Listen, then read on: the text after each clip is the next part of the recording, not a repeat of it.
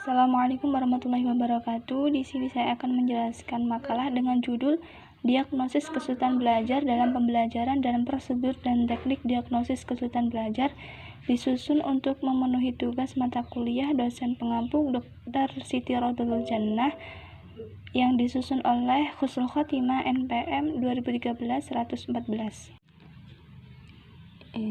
Yang pertama yaitu pendahuluan, latar belakang masalah. Dunia pendidikan mengartikan diagnosis kesulitan belajar sebagai segala usaha yang dilakukan untuk memahami dan menetapkan jenis dan sifat kesulitan belajar, juga mempelajari faktor-faktor yang menyebabkan kesulitan belajar serta cara menetapkan dan kemampuan mengatasinya baik secara kuratif, penyembuhan maupun secara preventif, pencegahan berdasarkan data dan informasi yang subjektif mungkin. Dengan demikian, semua kegiatan yang dilakukan oleh guru untuk menemukan kesulitan belajar, termasuk kegiatan diagnosa, perlunya diadakan diagnosis belajar karena berbagai hal. Pertama, setiap siswa hendaknya mendapat kesempatan dan pelayanan untuk berkembang secara maksimal. Kedua, adanya perbedaan kemampuan, kecerdasan, bakat, minat, dan latar belakang lingkungan masing-masing siswa. Ketiga, sistem pengajaran di sekolah seharusnya memberi kesempatan pada siswa untuk maju sesuai dengan kemampuannya.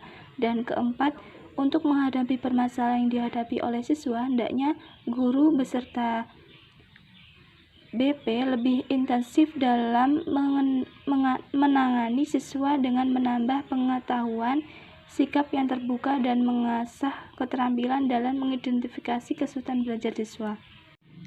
Abid Syamsuddin Maknun mengatakan bahwa seorang siswa diduga mengalami kesulitan belajar kalau yang bersangkutan menunjukkan kegagalan. Sejalan dengan itu, Burton, Abid Syamsuddin Maknun 2002-307 mengungkapkan bahwa kegagalan belajar didefinisikan sebagai berikut. Yang pertama, siswa dikatakan gagal apabila dalam waktu tertentu yang bersangkutan tidak mencapai ukuran tingkat keberhasilan atau tingkat penguasaan minimal dalam pelajaran tertentu seperti yang telah ditetapkan oleh guru. Yang B, siswa dikatakan gagal apabila yang bersangkutan tidak dapat mengerjakan atau mencapai prestasi yang semestinya atau berdasarkan ukuran tingkat kemampuan, inteligensia, atau bakat. Ia diramalkan akan dapat mengerjakannya atau mencapai suatu prestasi, namun ternyata tidak sesuai dengan kemampuannya. Yang C, siswa dikatakan gagal apabila yang bersangkutan tidak dapat mewujudkan tugas-tugas perkembangan termasuk penyesuaian sosial sesuai dengan pola organismiknya pada fase perkembangan tertentu seperti yang berlaku bagi kelompok sosial dan usia yang bersangkutan. Yang D, siswa dikatakan gagal apabila yang bersangkutan tidak berhasil mencapai tingkat penguasaan yang diperlukan sebagai prasyarat bagi kelanjutan pada tingkat pelajaran selanjutnya. A. Pengertian belajar. Belajar adalah suatu proses yang ditandai dengan adanya perubahan pada diri seseorang.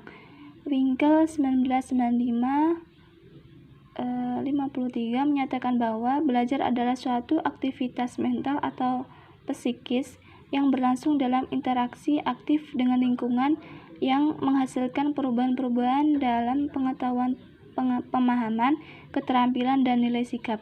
Perubahan itu bersikap secara relatif, konstan, dan berbekas.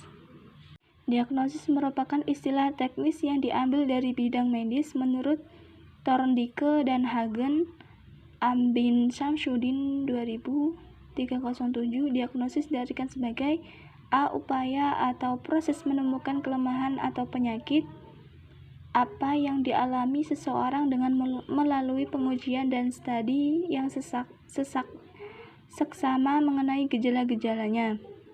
Yang B, studi yang seksama terhadap fakta tentang suatu hal untuk menemukan karakteristik atau kelemahan-kelemahan dan sebagainya yang esensial.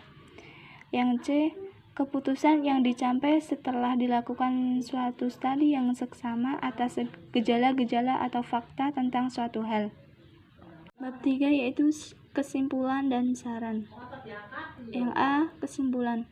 Kesulitan dalam pembelajaran atau belajar merupakan suatu hal yang sering ditemukan oleh para pendidik, terutama guru. Sebagai upaya untuk memberikan terapi terhadap permasalahan kesulitan belajar, maka dapat ditempuh melalui media klinik pembelajaran. Klinik pembelajaran merupakan wadah bagi guru untuk melakukan serangkaian upaya, yaitu kegiatan refleksi, penemuan masalah, pemecahan masalah, melalui beragam strategi untuk meningkatkan keterampilan dalam mengelola pembelajaran. Strategi utama yang digunakan adalah penelitian tindakan kelas. Yang B yaitu saran, penerapan prosedur dan teknik diagnosis kesulitan belajar dalam proses konseling bisa sangat bervariasi. Bahkan ada beberapa pakar yang bertolak belakang atau kontradiktif. Bahkan menurut Carl Rogers, terapi atau pertolongan yang baik tidak membutuhkan keterampilan dan pengetahuan diagnosa. Hal ini bertolak belakang dengan pendapat Williamson, Ellis, Freud, dan Trump yang menekankan bahwa diagnosa sebagai langkah yang perlu dipakai dalam pendekatan konseling, termasuk konseling yang mengenai kesulitan dalam belajar. Bahkan ditekankan bahwa diagnosa merupakan bagian dari kegiatan konselor dalam proses konseling.